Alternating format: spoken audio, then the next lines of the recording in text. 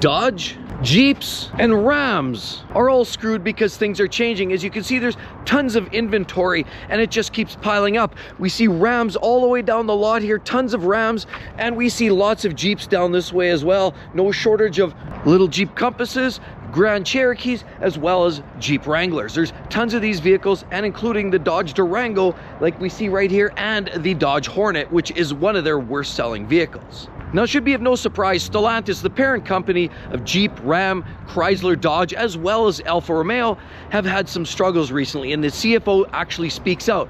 We've seen inventory growing. 2023 marked an absolute ballooning effect of the inventory, and as well, sadly, in 2025, we actually expect it to grow that much more. And with great looking Jeeps like this gorgeous little Rubicon right here, and it's a 4xe, as you'll notice right here, that means plug-in electrical hybrid vehicles. Now, would you believe last year Stellantis actually owned 47% of the North American hybrid sales? Yes, they own almost half of all vehicles sold, and all done under one brand. For vehicles like the Jeep Sahara, like here as one example with the blue hooks right there, we have all the blue decals, and of course the plug-in. And they have other vehicles, the Grand Cherokee 4xe as well. We also have vehicles like the Hornets electrified, as well as the Alfa Romeo Tonale are all vehicles that come in electrified format, and they are literally selling the vast abundance of those. But even with that little good luck story, Stellantis CFO actually reports that unfortunately they are down on sales from 2023 to 2024. They're down about 12%, huge losses. On top of that, recently reported they only report twice a year, first half as well as back half. They actually have reported a 10% degrade in their overall stock prices, and that's about the last thing that Stellantis needs right now. But a big part of the reason all this is happening is because they had an overloaded and a bloated inventory in 2023, and a lot of the inventory we're seeing here today is still 2023. 2024 inventory was actually relatively low, and they held back because of the overload of 23 inventories of Jeeps, Rams, as well as Durangos and Hornets. Well, and this was all happening on the heels of the fact of poor sales. I mean, with all of these beautiful Jeeps right here, there's lots of selection. But I mean, just look at the prices and that will tell you a little bit what's going on. I mean, right here we have a beautiful little Willys, fairly basic vehicle. Of course, this is identified with the black grille here. Let's take a look. Here we're looking at a 2024 Wrangler 4-door Willys 4x4, and we're looking at a $71,000 tab for this unit. And there we have another great model. Of course, we have a Rubicon, which is one of their most decked out models. And as you look here, you can see pretty much we've got the blue hook, so this is electrified. It's 4xe, meaning this is one of their hybrid models. Beautiful plug-in, as you can see, nice beefy parts, easy access in, and it's a gorgeous unit with the painted roof as well as the painted flares. This is a nice unit. But how much? Right here we have a 2024 Wrangler Rubicon 4xEX, and there it is, $85,000. So with prices of $70,000, $80,000 for a Jeep, it's no wonder people haven't been buying them. Sure, you see the odd one out there driving around, but those are few and far between. What about some of the other vehicles, the classics like the Dodge Durango here? We have a beautiful little Durango. As you can see, beautiful little light bar. I love that. And as we look around, a bit of a milk white, and there it is, gorgeous looking unit. I do like it. It's very simplistic. I used to have our Durango many years ago. We liked it, but now they've turned into more of a minivan looking vehicle. As you can see, they're more rounded and very basic looking. But here, Durango SXT Plus all-wheel drive is how much on their tag? 56 as a base, and this one's going for about 64,000 bucks. And right here we have a beautiful little Dodge Hornet. This one's an RT. Gorgeous little light bar on these vehicles, but unfortunately these are one of the worst sellers in Dodge history. And a couple of very popular models, a Grand Cherokee, as well as we have this little Compass. How much are these little units right here? Well, let's take a look at the Monroney. Here's a Compass North 4x4. It's a fairly basic looking unit, and it comes in at a whopping $47,205 bucks. Right there, everyone, $47,000. Has a few list of options right there, but that's expensive. And then we have this nice little Grand Cherokee right here. This is one of the more popular models in the brand. Beautiful metallic paint. As you can see, it shines and glimmers. It's beautiful, nice chrome here, two-tone handles, very luxurious feeling. This is a beautiful unit, as we can see, all dressed in metallic black.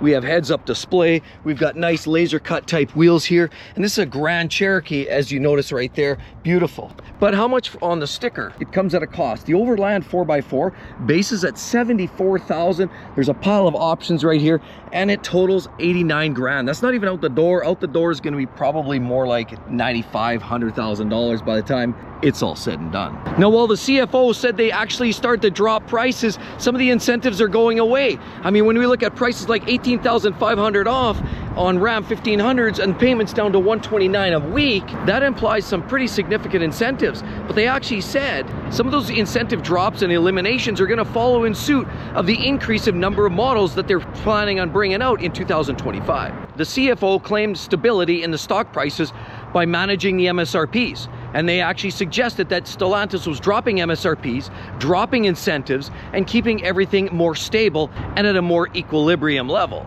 But to be honest, it feels like they're managing more stock prices than managing what the affordability crisis has to offer. A lot of people are struggling to buy cars these days. A lot of people are struggling to buy houses. Have you heard the housing crisis? Have you heard about the food crisis? There's people that literally can't afford to live, let alone drive an expensive pickup truck like this beautiful Ram right here.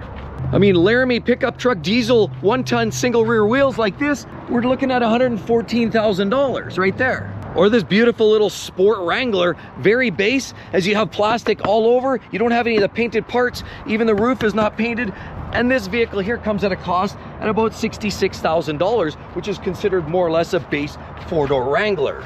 2025 offers to be a very interesting year. First of all, they're coming out with a full battery electric vehicle. They're introducing that technology into their marketplace. 25 new models in the entire lineup, which means they're going to be literally flooded. Sure, while it might be an exciting time, a lot of excitement doesn't come from the update on the new Ram, which promises to have the turbo inline 6-cylinder engine, which is a departure from the V8 that most die-hard V8 lovers and Ram lovers typically follow. The Hemi is waving bye-bye. So 25 is going to be a big one, and they're going to have a ton more inventory. Now, with sticker prices already promised and quoted as being lower, $4,000, $8,000, $10,000 less than the year before, there may be some opportunities to get yourself a deal in 2025 and some exciting new models. But with some premium models exceeding $100,000 already, it's now escalating into the luxury car segment, and it leaves a person wondering who actually can afford a new Jeep, Ram, Chrysler, Stellantis product. Now, the worry of Stellantis is that all these new models may not actually sell. And if they don't sell, what that means is more discounts, more cuts, more slices, and more incentives. More incentives means slicing off the bottom line, and as well, stock prices further to hinder.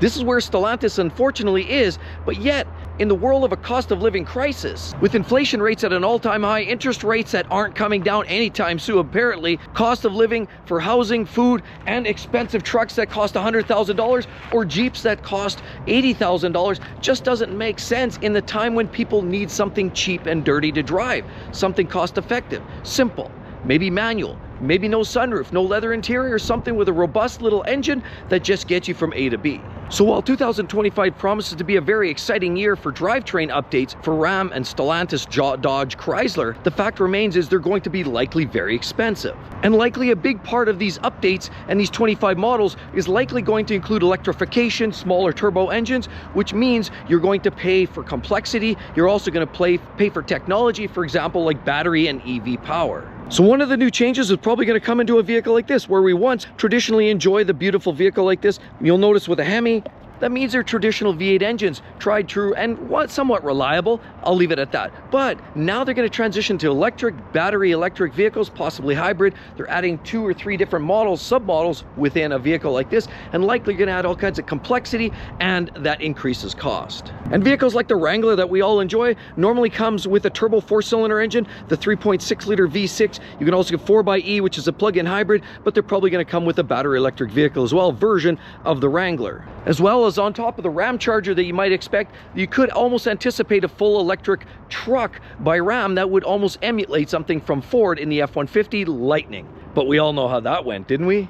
So unfortunately, it feels like Stellantis timing might be way off. If you talked about this 10 years ago with extra innovation and technology and performance, you could probably get excited by that because people didn't have quite the cost of living crisis they do today. But instead, we're hearing of new vehicles, makes, models, as well as specific drivetrains, like these beautiful vehicles here that are more geared, pardon the pun, towards the driving enthusiast. And let's be honest, while we all enjoy the fun driving experience, the day-to-day cost of living issues are real. People just need something affordable, simple, cost-effective. And in a world of expensive vehicles, ever-increasing price tags, MSRP on everything from Jeeps, trucks, as well as the Ford world, the GM world, and every other manufacturer have been continuously jacking up their prices to the point where now people have to pay as much as $75,000 for Toyota RAV4 Prime. Things are getting out of control and the cost of living crisis is real. If you like this, when I look at that one, because GM's kind of going through a similar situation, lots of inventory, not as great as sales, even though they claim that they had great sales, a lot of that was actually due to fleets. Hope to see each and every one in the next one. See you real soon. Bye-bye.